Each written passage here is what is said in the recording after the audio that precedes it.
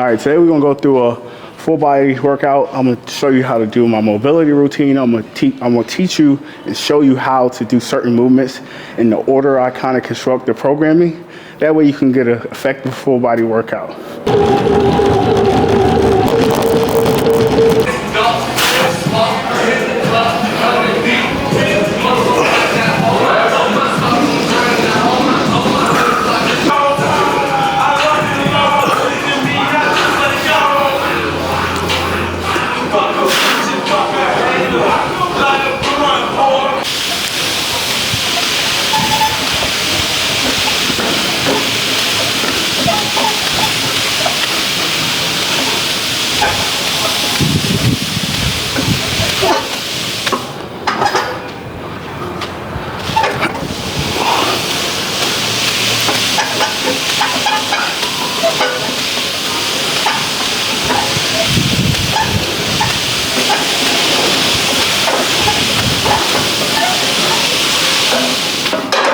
Being a former athlete, typically I like starting off my workouts with some explosive movements like sled pushing, running, maybe some swings.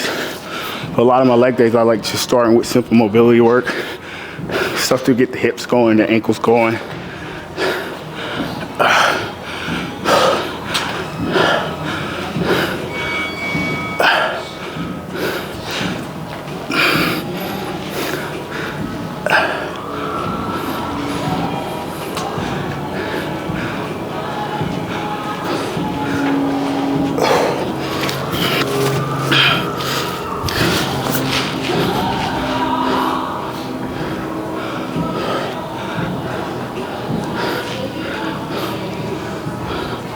One of the keys about having a good warm-up is once you start your exercise, you don't have to waste time doing warm-up sets. You can kind of really jump into the work sets because you warmed up properly. And that's why I like spending a little bit of time in my warm-up, because once my exercise starts, I don't have to warm up again with lighter weight. I can just get into ideal weight for sets. Save you on time and overall just get you going to work.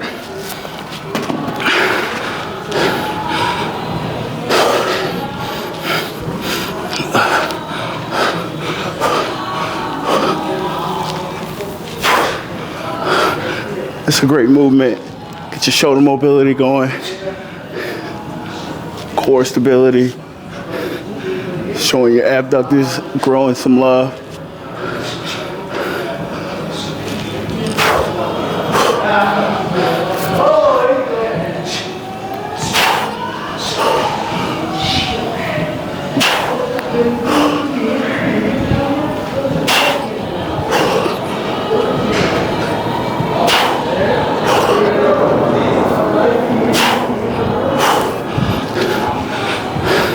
Typically, I like to do 3 or 4 exercises for my warm-up.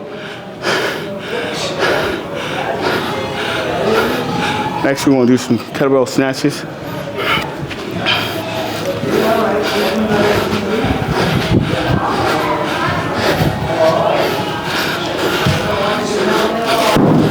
I like doing a lot of my snatches from the dead position. That way, I can really practice being explosive and reset.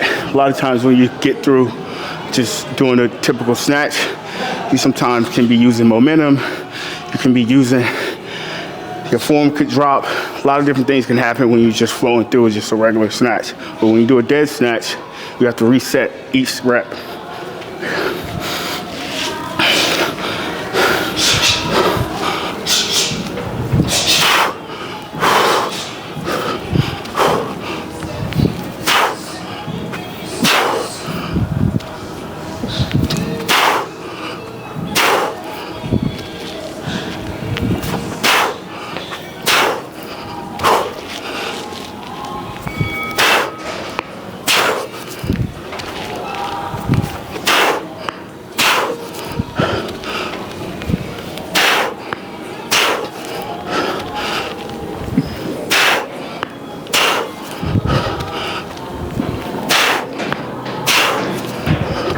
The other good thing with the dead snatch is if you're someone that not really particularly familiar with snatching kettlebells, the form, and you're still learning how to really adjust with them.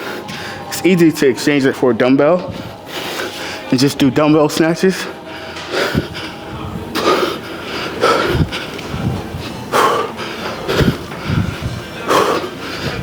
So if you're someone that's not really comfortable with kettlebell snatches, that's an easy one you can exchange just for a dumbbell.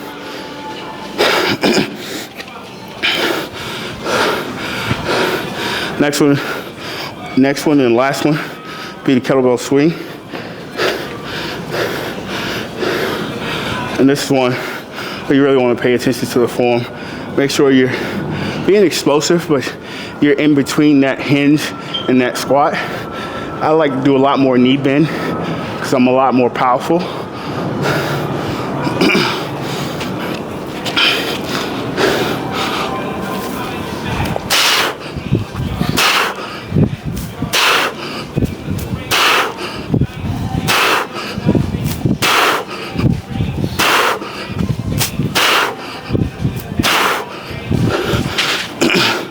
With the swing, you really want to make sure your feet are locked in position.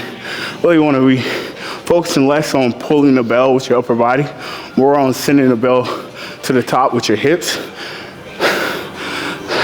It's important you're not really using your shoulders. This exercise meant for your glutes and hamstrings. So try to really focus on getting that bell up by pushing your hips through. Right now, that's pretty much what I do for warm-ups. Then I just jump into my first set, which is today is going to be reverse lunge.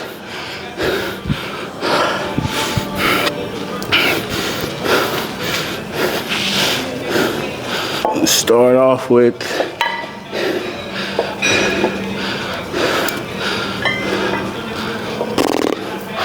(32 kg). If I can find another one. Oh, no, it's not. All right, we'll start off with 28 kg.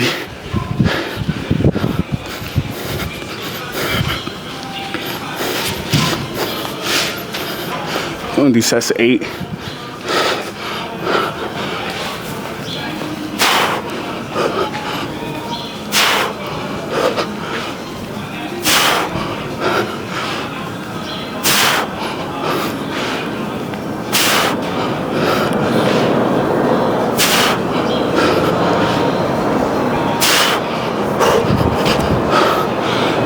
One of the biggest things with lunges and really any other movement, we never really want to sacrifice movement for load. So anytime you feel like you can't really get the movement the way you want it to look, just go lighter with weight, because the quality of the movement is way more important for your body, your joints, and just overall longevity to just be able to execute the movement properly. Some cues for the lunge will be when you focus on a reverse lunge, you want to have majority of your weight on your front foot. As you step this foot back, you want to make sure you're set before you drop the knee. So you can think start, set, drop. Easy, simple.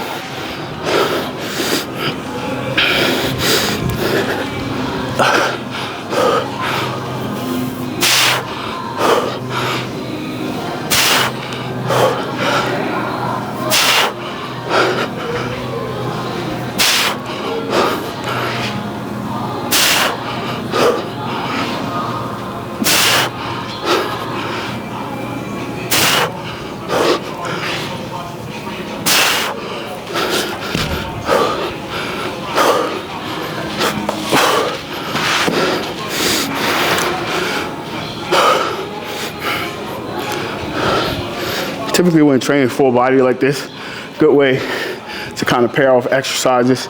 Do one exercise that'll be lower body, superset it with an exercise that'll be upper body.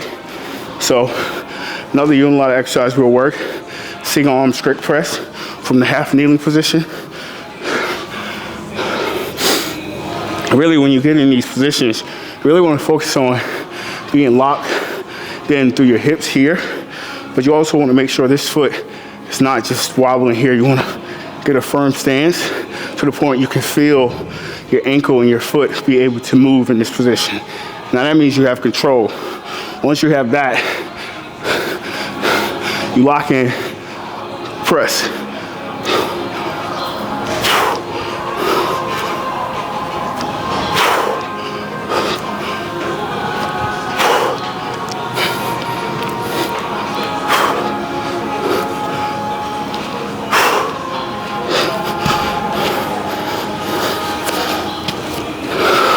Another simple cue is when you're doing two-sided exercises, I like to start with my weaker side first.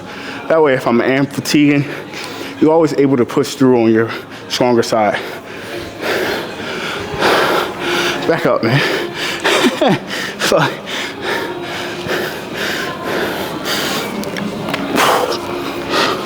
Foot here. I'm able to move my foot as I want to, and now I'm locked.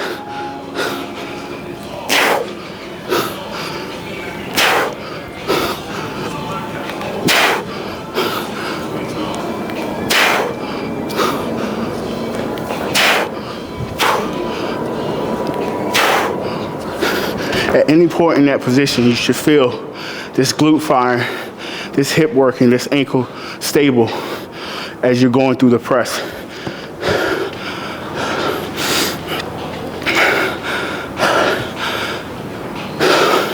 So with that we did 2 exercises, one lower body, one upper body. Ideal would be able to finish those exercises together. You go through 3 or 4 sets that you have with those until you move on to the next exercise. Since we're doing more of a full body approach, we went through a press, we went through a squat pattern with the lunge, the reverse lunge. Now we're gonna do a row. I like doing my row staggered stance. That way I can not just have my feet dead, I can really take advantage of the stability position.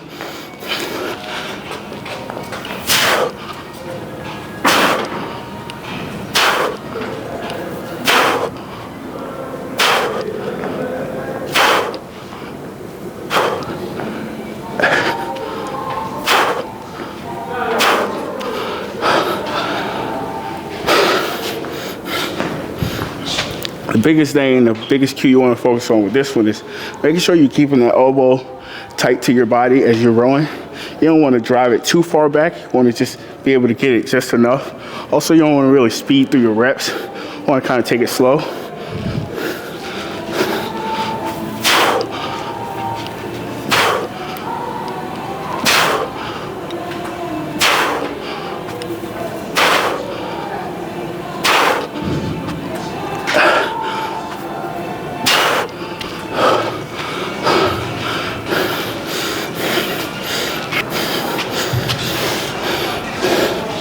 Get some decent weight on this one. It's gonna be 97 pounds. It's just bilateral movement. It's just a goblet squat. The goblet squat's a couple different ways you really can do them. A lot of times people hold the bell onto their body. They kind of use it and cheat it that way. I've done it that way as well when it gets really heavy. But the idea is to kind of keep the weight away from you. That way your core can engage, your shoulders can be tense into it. You can kind of separate your body from the bell.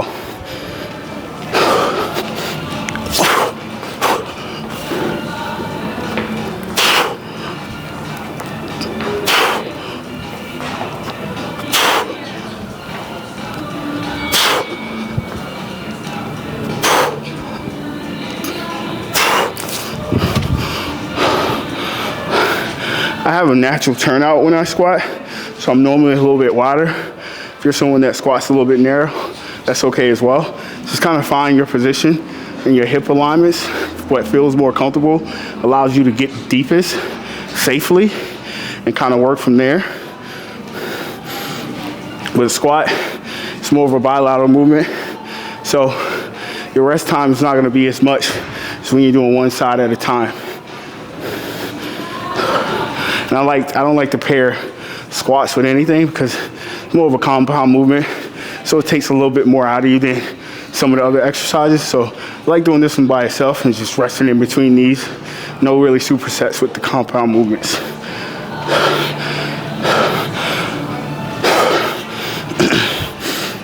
So far we went through mobility routine. We went through some snatches, we went through kettlebell swing, we went through kneeling press, lunge, row, squat. And from there, you really you checked all the boxes as far as legs, shoulders, back. Now we can move to some more like chest work, whether it's push-ups or floor press. Then you can get into some core work as well. So for the chest work, I'm gonna choose to do a floor press, straight back floor press. I like to use heavier weight with these ones.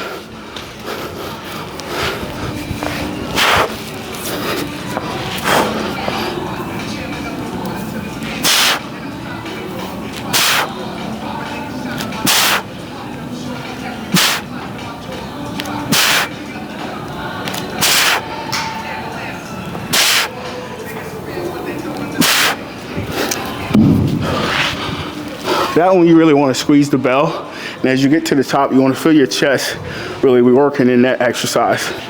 Back flat, it's just trying to work. You're getting the triceps getting work, the chest getting work, everything's working through that movement. You just want to be able to do that on your back, or if you have a bench, you can really rely on the bench and be able to do it as well.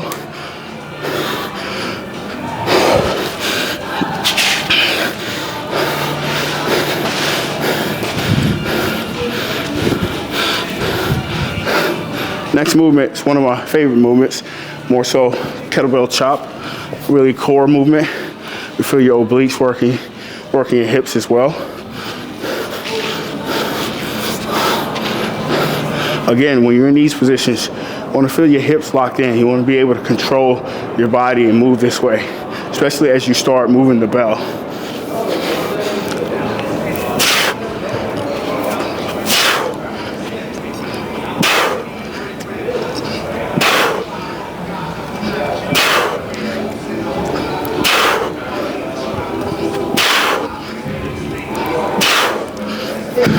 I really want to send that one in the chopping motion, like really across your body.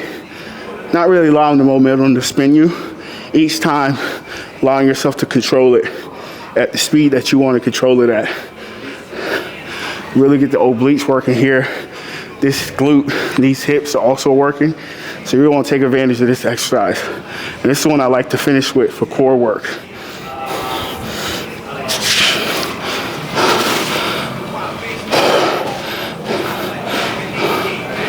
No, you just lay, bro. And for like, when it comes to cooling down after exercise, I like to take the usual mobility stuff that I would work and just hold the stretches longer. So we did some of these in the beginning. Now I just like to be in these positions and just hold them. Stretch from there. Also, so it looked very similar to our loaded mobility in the beginning. But now we're just holding the stretches a little bit longer.